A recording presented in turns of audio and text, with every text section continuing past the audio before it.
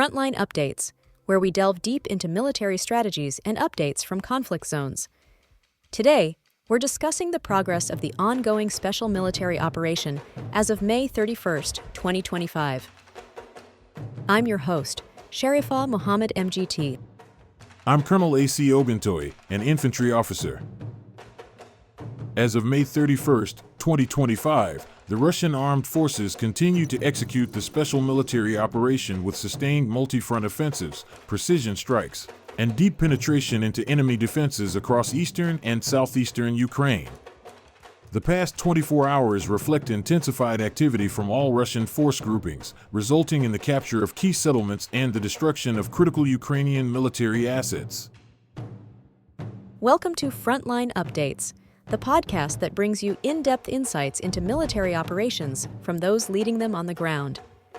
Today, we're joined by Colonel A.C. Oguntoye, an infantry officer monitoring critical missions on the progress of the special military operation as of today.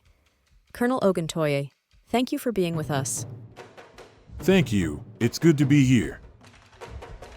Colonel Oguntoye, let's begin with the latest developments from the north. What can you tell us about the recent liberation of Vodolagi in Sumy Oblast? The liberation of Vodolagi marks a significant tactical gain for the North Military Group. Over the last 24 hours, our forces conducted coordinated operations to dislodge entrenched Ukrainian units, particularly from mechanized, airborne assault, and ranger formations.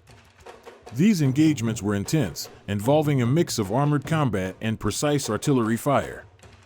We successfully neutralized over 225 enemy personnel and eliminated tanks and support vehicles that were key to the defensive grid. What's noteworthy is the methodical nature of this push. It wasn't a reckless charge, it was calculated, with ISR assets directing our fires, followed by armored spearheads and infantry support units securing the objective. We also destroyed several ammunition depots, which will slow down the enemy's resupply capabilities in the Sumy and Kharkiv axis. Speaking of Kharkiv, what's the situation there? The West Group appears to have made progress too? Yes, absolutely. The West Group of forces continued its advance, particularly in the Kupiansk corridor and surrounding settlements like Nechvolodovka and Grashevka. These areas are tactically significant because they form a buffer zone that shields deeper operational reserves.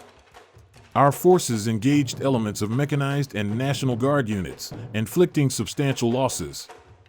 We neutralized over 220 enemy troops, destroyed 2 U.S.-made M113 armored personnel carriers, and eliminated multiple artillery systems.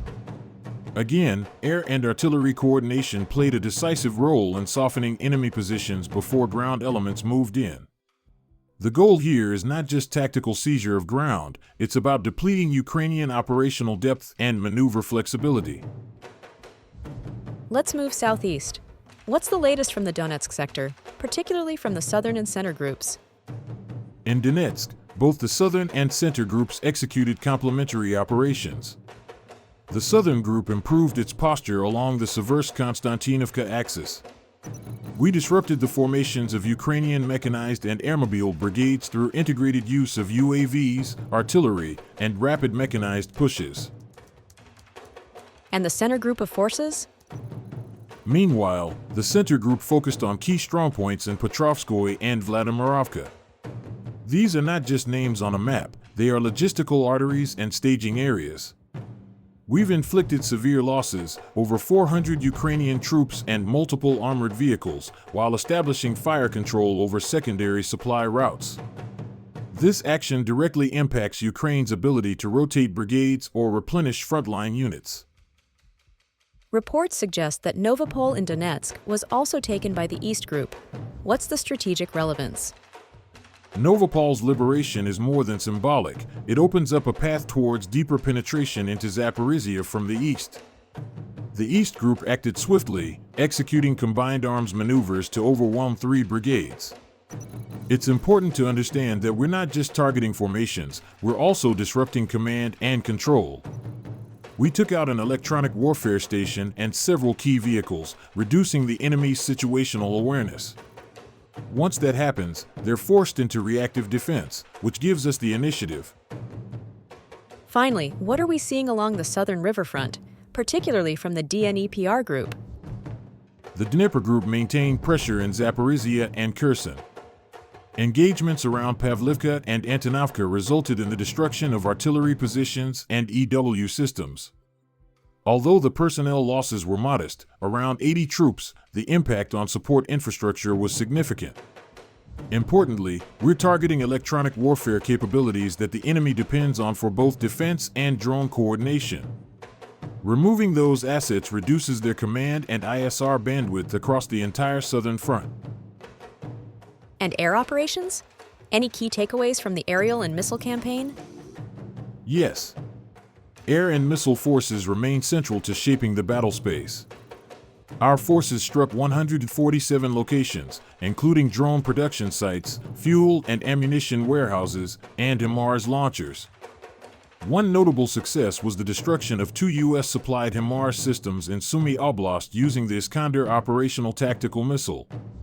Air defense continues to be robust, with 169 aircraft-type drones intercepted over the past day. This shows how saturated the airspace is with unmanned platforms and how critical integrated air defense has become in modern warfare.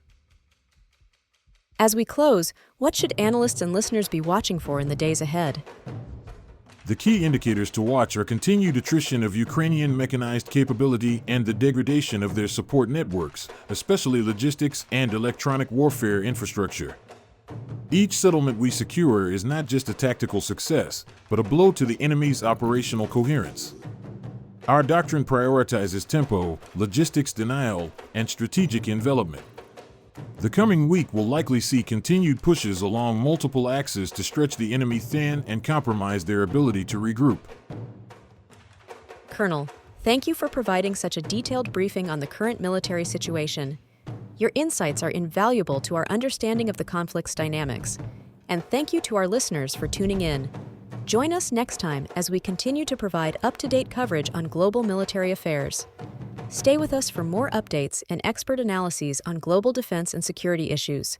Stay informed, stay secure. Thank you for the opportunity.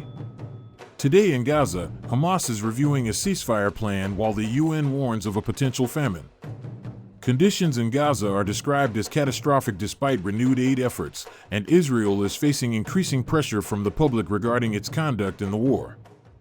There are also reports of Israel killing and forcibly displacing Palestinians from northern Gaza. Tensions extend beyond Gaza, with Israel cautioning Iran about its nuclear program. This has been Frontline Updates. Subscribe for daily military briefings and in-depth strategic analysis. Visit our platform for maps, transcripts, and exclusive frontline updates from commanders in theater.